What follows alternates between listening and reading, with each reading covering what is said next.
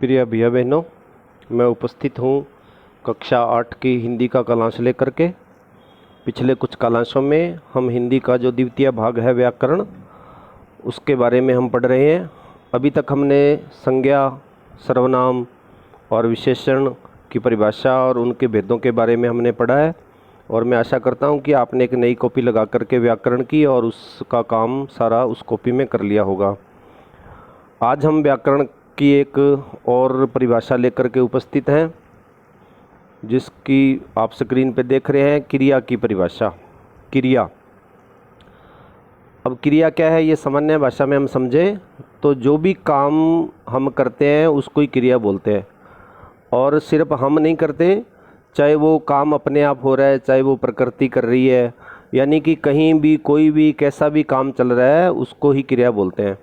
अब इसकी परिभाषा क्या है ये हम पढ़ेंगे। जो ऐसे शब्द जो हमें किसी काम के करने या होने का बोध कराते हैं वे शब्द क्रिया कहलाते हैं।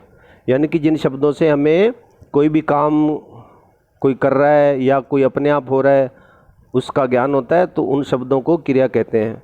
अब जैसे ये उदाहरण है, पढ़ना, लिखना, खाना, पीना, खेलना, सोना, ऐसे ये सब बातें जो हैं ये क्रिया है। तो इसके इस तरह से अगर वाक्य बनाए तो राकेश गाना गाता है। अब राकेश गाना गाता है यानी कि गाना गा रहा है। गाना गा रहा है तो वो काम कर रहा है ना एक, तो ये भी एक क्रिया है। मोहन पुस्तक पढ़ता है तो वो पढ़ रहा है, तो पढ़ने का काम कर रहा है तो मोहन पुस्तक पढ़ता है, तो वो भी एक क्रिया है। फिर मनोरमा नाचती है, नाचना भी एक काम हो रहा है, तो ये भी क्रिया है। मानव धीरे धीरे चलता है ना, तो चलना भी क्रिया है और धीरे धीरे चलना ये क्रिया की विशेषता है।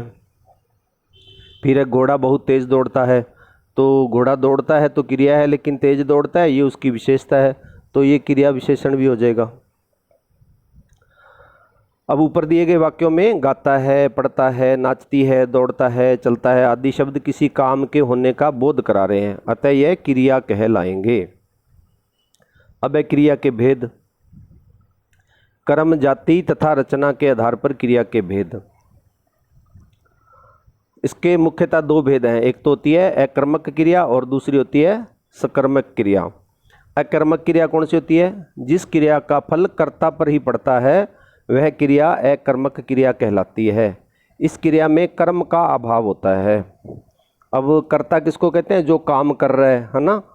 तो जो क्रिया है वो जो काम कर रहा है उसके ऊपर उसका सीधा प्रभाव पड़ता है, तो उसे अकर्मक क्रिया कहते हैं। यानी कि इसमें कर्म नहीं होता, तभी तो इसका नाम क्या है? अकर्मक। यानी कि इसमें कर्म नहीं है। शाम पढ़ता है, अब इसमें पढ़ना क्रिया है ना, तो इसका सीधा फल किस पे पड़ रहा है? शाम पर। कौन पढ़ रहा है? शाम पढ़ रहा है।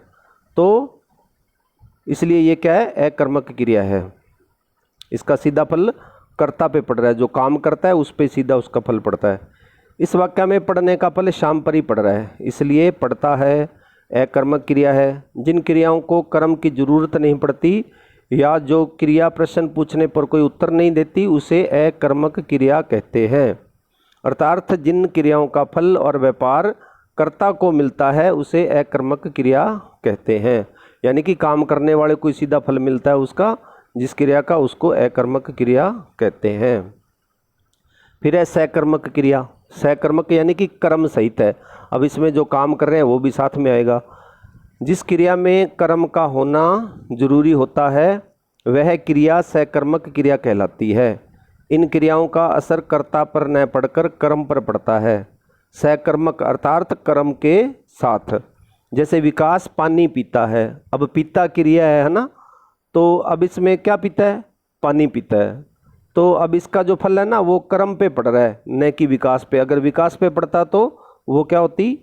वो अकर्मक क्रिया होती। तो ये कर्मक, ये कौन सी क्रिया है? ये सकर्मक क्रिया है। इसमें पीता है क्रिया का फल कर्ता पर न पड़ के कर्म यानी कि पानी पर पड़ रहा है, अतः यह सकर्मक क्रिया है। तो इसके दो भेद हो गए, अकर्मक और सकर्मक। अब ये जो सकर्मक क्रिया ना, इसके भी आगे भेद हैं। तो इसके आप स्क्रीन पे देख रहे हो, इसके कितने भेद हैं? दो भेद हैं। एक है अकर्मक क्रिया, एक कर्मक क्रिया। जिस क्रिया में एक ही कर्म हो तो वह एक कर्मक क्रिया कहलाती है। जैसे तुषार गाड़ी चलाता है। अब इसमें चलाता क्रिया है, क्या चलाता है? गाड़ी चलाता है। इसमें चलाता क्रिया है, गाड़ी कर्म है, एक ही कर्म है, अतः यह एक कर्मक क्रिया के अंतर्गत आएगा। फिर है द्विकर्मक क्रिया। जिस क्रिया में दो कर्म होते हैं वह द्विकर्मक क्रिया कहलाती है। दो कर्म मतलब दो काम होते हैं। पहला कर्म सजीव होता है और दूसरा कर्म निर्जीव होता है। जैसे श्याम ने राधा को रुपए दिए। अब इस उदाहरण में, ऊपर दिए गए उदाहरण में देना क्रिया के दो कर्म हैं, राधा और रुपए। श्याम ने क्या किया? राधा को दिए, क्या दिए? रुपए दिए। तो राधा व रुपए दो कर्म हो गए, तो यह द्विकर्मक क्रिया के अंतर्गत आएगा। इसके बाद में रचना के आधार पर क्रिया के भेद। संरचना या रचना के आधार पर क्रिया के भेद। इसमें चार भेद होते हैं। पहला है प्रेरणार्थक क्रिया। जिस क्रिया से यह ज्ञात हो कि कर्ता स्वयं काम ना करके किसी और से काम करा रहा है, जैसे बुलवाना, पढ़वाना, लिखवाना, तो ये होती है प्रेरणार्थक क्रिया। फिर है नाम धातु क्रिया। ऐसी धातु जो क्रिया को छोड़कर किसी अन्य शब्दों से, जैसे संज्ञा, सर्वनाम, विशेषण आदि से बनती है, वह नाम धातु क्रिया कहते हैं। जैसे अपनाना, गरमाना आदि। तो जैसे गरम से गरमाना बन गया, अपना से अपनाना बन गया, तो ये नाम धातु क्रिया होती है। फिर है संयुक्त क्रिया। ऐसी क्रिया जो किन्हीं दो क्रियाओं के मिलने से बनती है वह संयुक्त क्रिया कहलाती है। जैसे खा लिया, चल दिया, पी लिया, तो ये दो क्रिया मिल गई है ना, तो इसको कहते हैं संयुक्त क्रिया। फिर है कृदंत क्रिया। जब किसी क्रिया में प्रत्यय जोड़कर उसका नया क्रिया रूप बन जाए वह क्रिया कृदंत क्रिया कहलाती है। जैसे दौड़ना, अब इसमें ना प्रत्यय लग गया, यानी कि दौड़ के पीछे ना लग गया।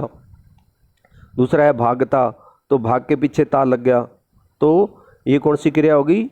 ये कृदंत क्रिया, जिसके पीछे प्रत्यय लग जाए। इस प्रकार ये आपकी क्रिया और उसके क्रिया के भेद हो गए। तो ये जो वीडियो है इसके साथ मैं ये जो जितनी भी हमने ये पढ़ा है, इसकी मैं एक PDF फाइल भी साथ में भेज रहा हूँ, तो आप उसको देख करके अपनी जो व्याकरण की कॉपी आपने नहीं लगाई है उसमें ये क्रिया की परिभाषा और क्रिया के भेद आप सब भैया बहनों को लिखने हैं। ठीक है। जय हिंद, जय भारत।